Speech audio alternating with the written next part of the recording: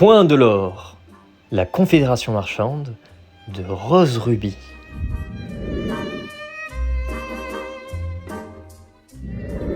Le temps détruira tout, mais n'érodera jamais le Rose Ruby. Telle est la devise de la Confédération marchande éponyme. Confédération marchande de Rose Ruby, comme son nom l'indique, est une alliance marchande, dont le siège se situe à deux rives.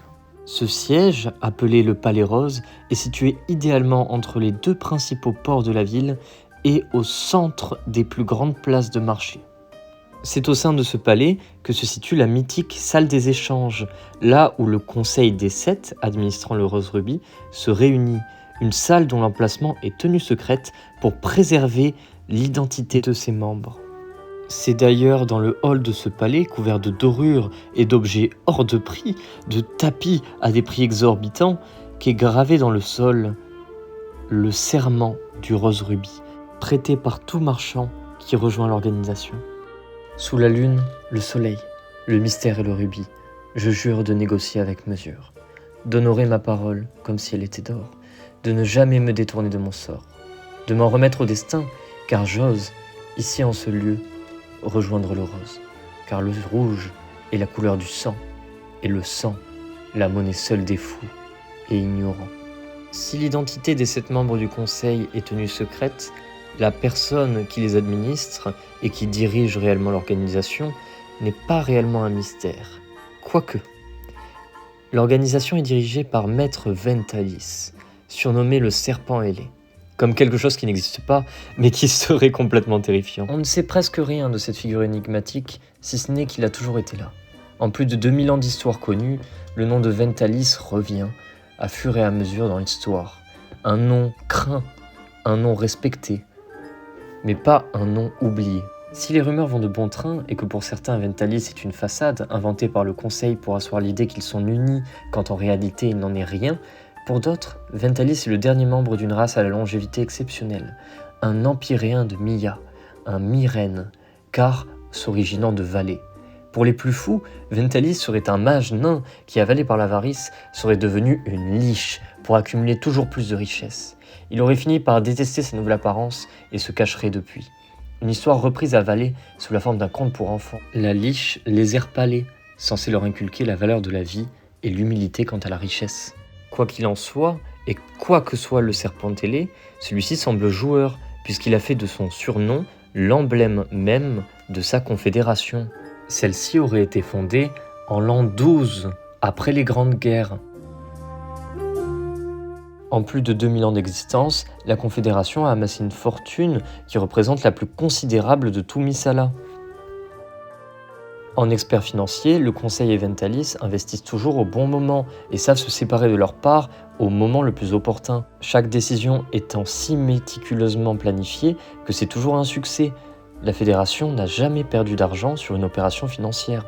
En réalité, se faire lâcher par le Rose Ruby est un symbole de malchance, puisqu'on sait que quelque chose de terrible va finir pour nous arriver, qu'il s'agisse de folklore autoprovoqué ou d'une réalité mystique. Certains disent même que les malheurs sont provoqués par des agents du Rose Ruby lui-même, pour s'assurer qu'il gagne.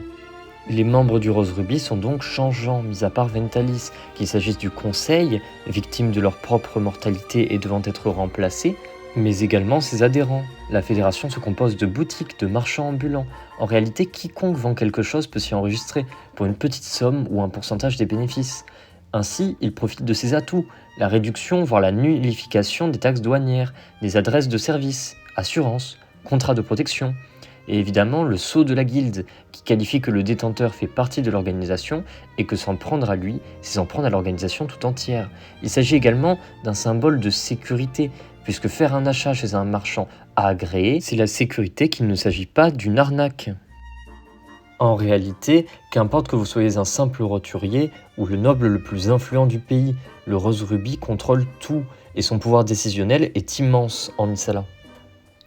Quand un grand projet ou un projet coûteux voit le jour, la fédération n'est jamais loin. Et pour cause, la fédération possède tout un étalon de banque. Elle se compose comme la première banque de Misala. Si elle est consultée par les puissants, par crainte ou peut-être par respect, avant d'admettre une loi commerciale, la fédération est en revanche neutre politiquement. Elle sert d'ailleurs d'arbitre neutre dans les négociations et sa décision n'est jamais remise en cause, car personne n'a envie d'avoir la fédération de Rose Ruby à dos. Bien que neutre, la fédération exprime toujours son désagrément envers l'ordre céleste, ses taxes en vigueur sur les marchands et la douane, mais également l'alliance marchande des étoiles lunaires, une alliance établie par l'ordre au sein de l'ordre pour, à terme, remplacer le Rose Ruby. La Confédération voit en le Rose Ruby l'image parfaite du commerce, un éclat rare, né du labeur profond, dont la valeur ne réside pas dans la force brute, mais dans la persévérance et la finesse.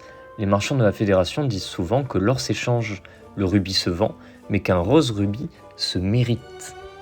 C'est d'ailleurs pourquoi la Fédération ne capitalise pas tout son argent en or, mais également en gemmes, en métaux précieux et en informations. La Fédération a des liens forts avec les villes, mais également des maisons nobles les plus importantes de Misala, par exemple avec Boisériandre, dont ils louent l'armée pour défendre leurs marchands et escorter leurs convois, mais également avec des maisons telles que la maison de Bricmur, de Fortif, la maison Aubemire, de Derive, la maison Anastasis, de Boisériandre, et tant d'autres encore, avec le crochet de quartz de Roc Profond. En réalité, que vous le sachiez ou non, que vous en soyez conscient ou non, vous avez un lien avec le Rose Ruby.